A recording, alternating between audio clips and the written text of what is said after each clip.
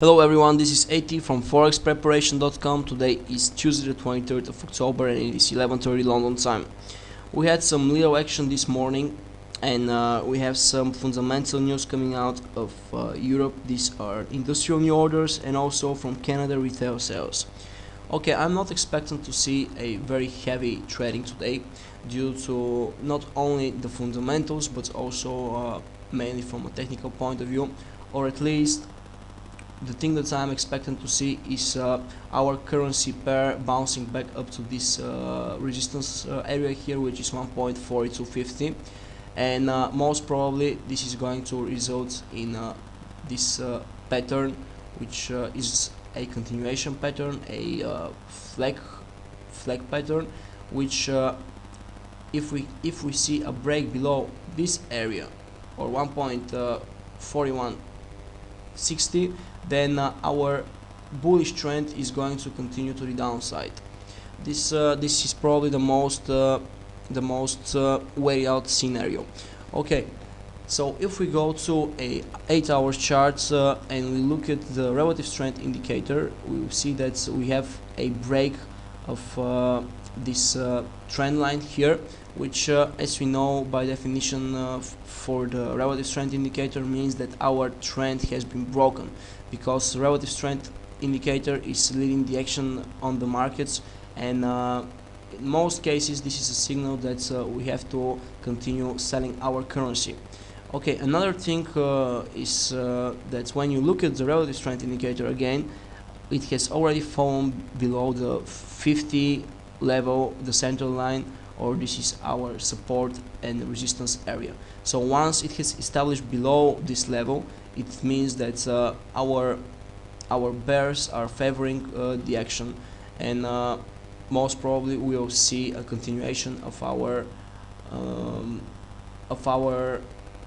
downtrend. Okay, if we go to another currency pair, for example US dollar Swiss franc, we know that these two pairs, the US dollar,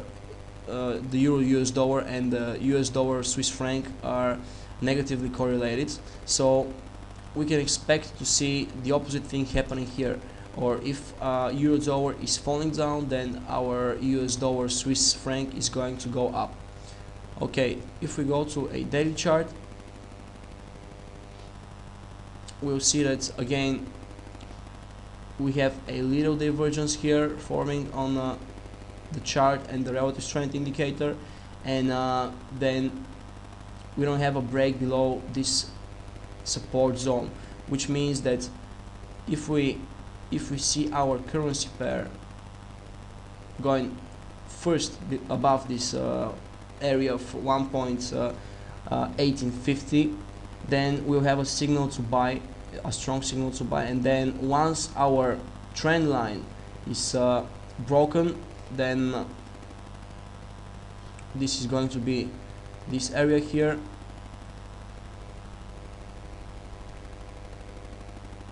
above the downsloping trend line. Once this area is broken, we're expecting to see our currency climbing up to this psychological barrier, and after that we can see our currency going up to this resistance level set by this minor low here at 1:20.22.70 approximately. Okay, when we go to a 1-hour chart, okay, so we have this support level which is still untouched, and it is set by this peak here at 1.1720, and the most probable scenario here is that our currency pair is just going to finish this flag, and once it breaks above this resistance area, then we can see it going up at least to this resistance area at 1.1860, which are almost 80 pips. Okay, so pretty much we have to be expectant today and see whether